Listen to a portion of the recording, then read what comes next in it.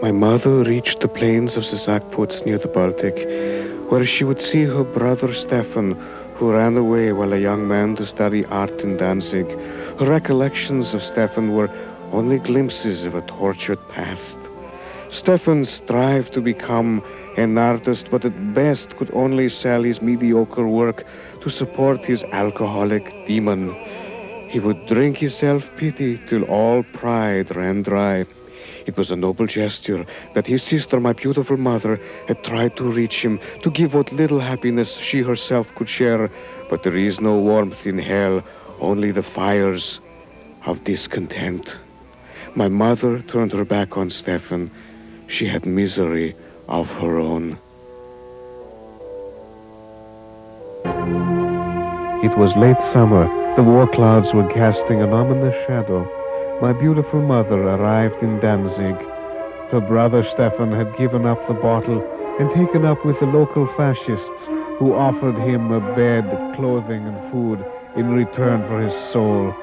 This was unacceptable to our family's moral code, and my poor mother had decided to bring her brother to his senses. But Stefan fell victim to the lure of the Nazi gangsters and their dreams of supremacy. My mother tried, pleaded with Stefan, but it was no good. He was not to be swayed. My mother was in shock at her brother's actions. She could not control her suppressed anger and resentment. Was this her beloved Stefan? The quarrel intensified. She had not meant to hurt her brother, but he was dead. My mother was a powerful woman, unaware of her size and strength, the beast within the beauty unleashed, and Europe would soon know the true beast. And now, those fellas, acapellas. Baby, Santa, Santa, baby. Santa, baby, Santa, Santa, baby. You better not shout, you better not cry, you better shut up, I'm telling you why. Santa Claus ain't coming to town. Santa Claus ain't coming. Santa Claus ain't coming to town. What I said to the papers yesterday, I meant it. Video and censorship are unfortunately inseparable. Young viewers are constantly being subjected to a barrage of trash, imagery, violence, and sexism, which is designed to titillate in time to raucous music. The music video media, we have found, is rife with false ideals.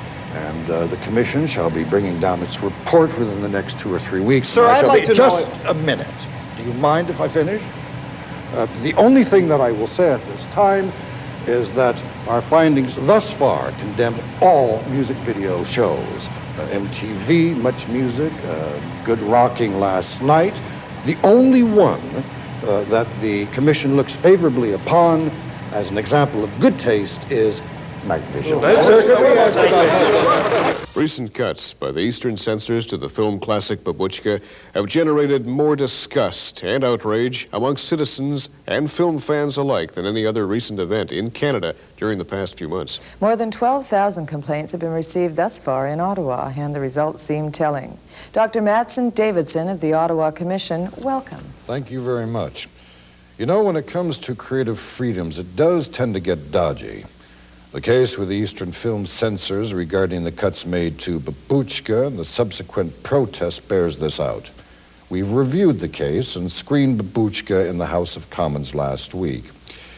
The general opinion was that a grave error was perpetrated by the censors' cuts.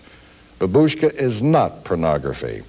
The Commission does feel, however, that whatever damage is done, they are reversible. You know, broadcasting in Canada in general, I feel, leaves a lot to be desired. Too often, creative expression is silenced while crass media manipulators continue to plunder and pervert for profit. Dr. Davidson, thank you. Thank you. It's a battlefield out there. Did you ever wonder who owns all this? Who paid for it? How much did it cost? And where did the money come from to purchase it? Do you think money is what did it? You know, the big bucks deal. Let me tell you something. Credit paid for it.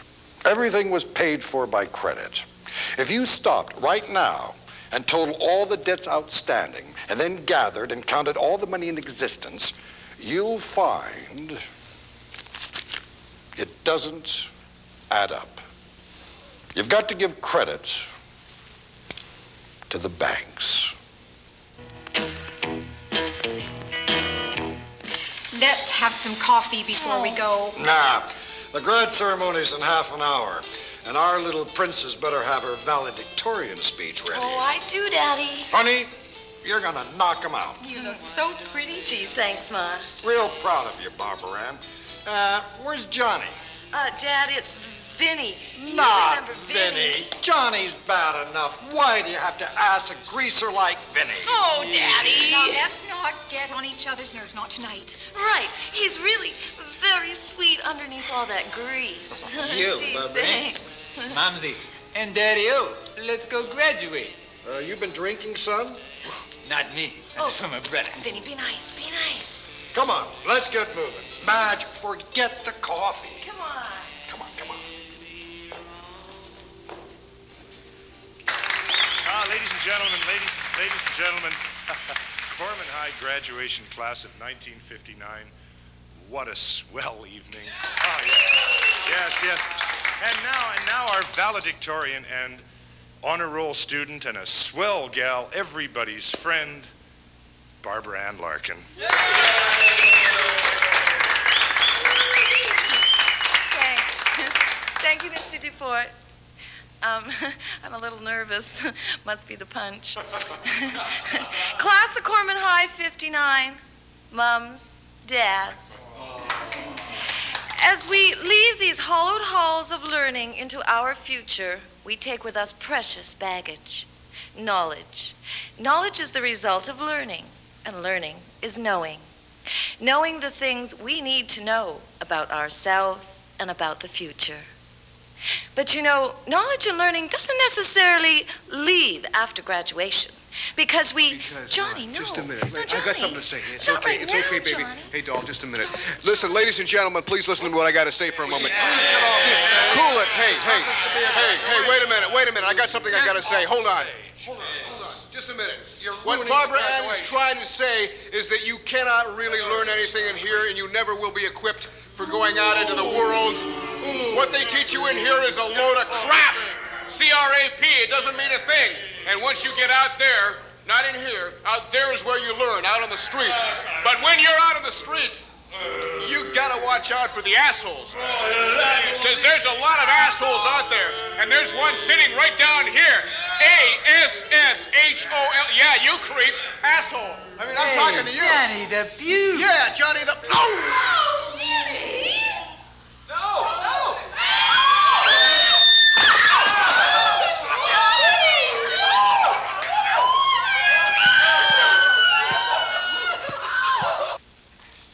Oh, Johnny, I'm so sorry for leaving you at the drive-in when you puked. okay. How can you ever forgive me? How about some coffee, Johnny? Hey, that would be great, Mrs. Larkin. Thanks a lot. No, Johnny, that looks like it must hurt an awful Nothing. lot. Hey, leave off. Nah, he's okay. It's just a little scar. Oh, It'll ick. heal. Don't worry about it. Hey, I want to apologize to you folks from the bottom of my heart. You know, I may have made an asshole of myself tonight. Well, kid, you said some good things on that stage. That's right. You were speaking from the gut. I like that. Life isn't easy. It never was. Say that. The world is a rough place when you're young, and it doesn't get any easier. Because they're always there, watching, waiting, night and day, ready to infiltrate. They want you. They want us all. Ooh. The communists. Joseph McCarthy was right. They watch, they wait, and then they infiltrate. I, Fred Despair, welcome you to where the pleasure and the pain fuel the passions of another Spain. A Spain whose tempestuous nature is embodied in the form of one Carmen Devora. And this is Carlos.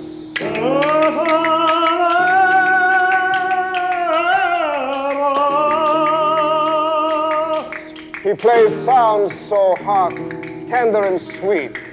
And this, the Countess. Franco's fascists used to grovel at her feet, but no more.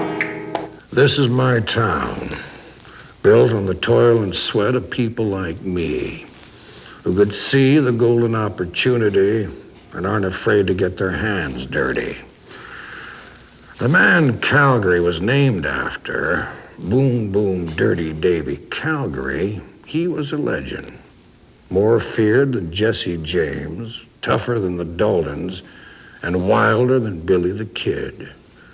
Boom Boom Calgary was a cold-blooded rascal. He shot 4 people and a cross-eyed cow just for something to do one night. This is his story. Hi there, everybody. I'm Miss Judy Purdy. Thank you. My God, it's good to be in your lovely city, Calgary, Alberta. I myself am from Nashville, Tennessee, but this town's so pretty, I think I'll stay here, if you get what I mean. Kind of cute, eh? We got a wonderful audience tonight, nice people, and we even have Miss Loretta Lynn herself out there, one of my idols. Give her a big hand. Loretta, glad you're here. Well, I got a song for you gals out there trying to hang on to your man.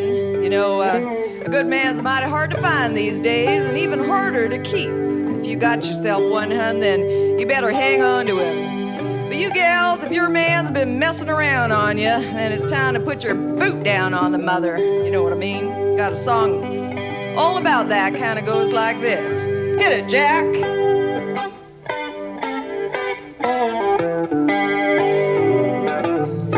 Laura, your report, please.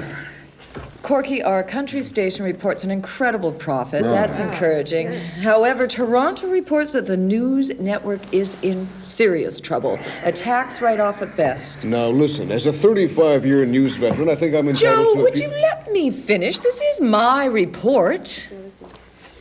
Corky, our rock stations in Vancouver and New York are doing much better. They're doing excellent since we switched to this soft rock, less talk format. See, I told you. The audiences love it, and I must say, so do I. Oh, Laura, you would. You just... Oh, calm down, little buddy. Corky, it occurs to me that no matter what format we choose to employ in our radio and television stations, we never take any chances anymore. Like the old days, we never give audiences any credit for intelligence. Intelligence? My God, Joe. When in your illustrious broadcasting career, i.e. regional network news 1968, intelligence? Laura, really? Laura, you are a cold, calculating... Calculating, conniving, cold, and very successful, I might add.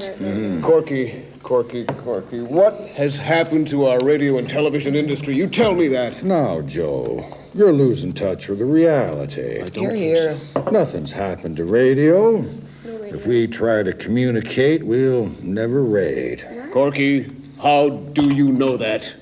Oh, I'm sorry, Corky. Don't scratch the leather. I'm sorry. The lowest common denominator, Joe. You said so yourself. I didn't mean that. The audience doesn't know, and we don't care. No. Audiences are mindless consumers whose only value are as statistics in the ratings. Don't you know there's a sucker born every minute, and those suckers have proved our success.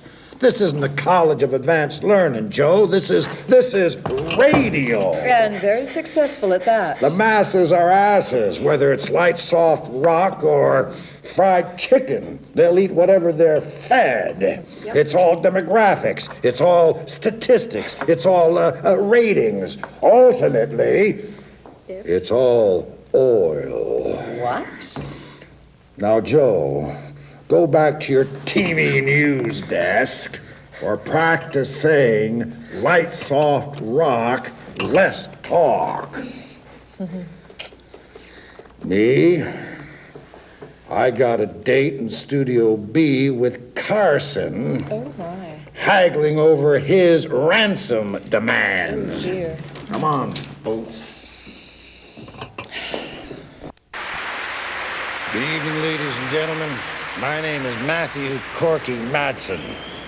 I just happen to own this here network. My friends, my enemies, and my ex-wives, God bless the little darlings, ooh-wee. The videos would not be the same without a moment's recognition and memory of the Merm. Because the Merm said it best. Show business, the biggest business of all. And now the Vidi nomination for the best X-rated family video show. The nominees are Family Ties, Whips and Chains. Ooh, that sounds a little prickly. The Sister Midnight Hour, an Aaron Smelling production. Say, boy, can you move those cue cards in just a little bit? Thank you, son. Groin Pains with Alan Thicke. Who is Alan Thicke? Anyway, may I have the envelope, please? Thank you. Oh, boy. Hoo-wee! And the winner couldn't miss. Sister Midnight Hour. This is a true audience participation show. Ladies and gentlemen, Sister Midnight, my kind of gal. Oh, thank you, Corky. It's a pleasure, honey. From whence I'll be getting head. Hi, all of you here at the Hollywood. You're all free spirits, right? Yeah. And you all love sex, right? Yeah. Then I want you all to touch yourselves. Come on. Yeah. Thanks for the award. Perhaps you should present the next nominations. Oh, sure. The Vidi is for the best dramatic video or soap. And the horny little nominees are Die Nasty, Phallus, Knott's Cherry Landing, and Repressed Desires, starring Gene Callis and Adrian. May we have the envelope, please? And the winner is... Here you go, honey. Isn't this exciting? Yes. The winner is Repressed Desires, an Aaron Schmelling production.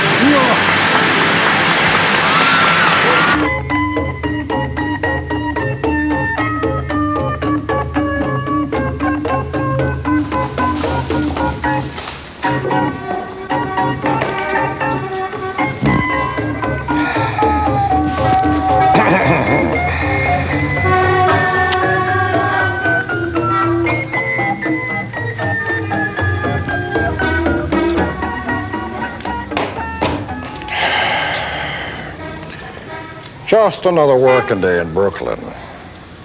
Everybody's nuts down here. You get used to it.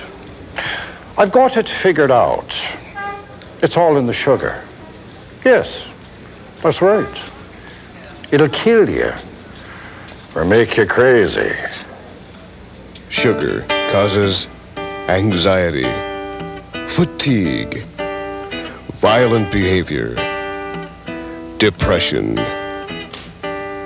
Sugar is known to be a prime contributing factor in causing the age-old malady we call the blues. Friends, you know why we're here together on television's crying hour. To share with each other a good cry. To embrace ourselves, our pain, and to experience that sorrow we all share deep down. To cry is to release those feelings we're all prone to conceal. There is nothing wrong with crying, but since our childhood we've tried to suppress it while cheap laughter always abounds. Share with us, friend, your sorrow. It's good to cry, and don't hold back. Cry, cry, cry.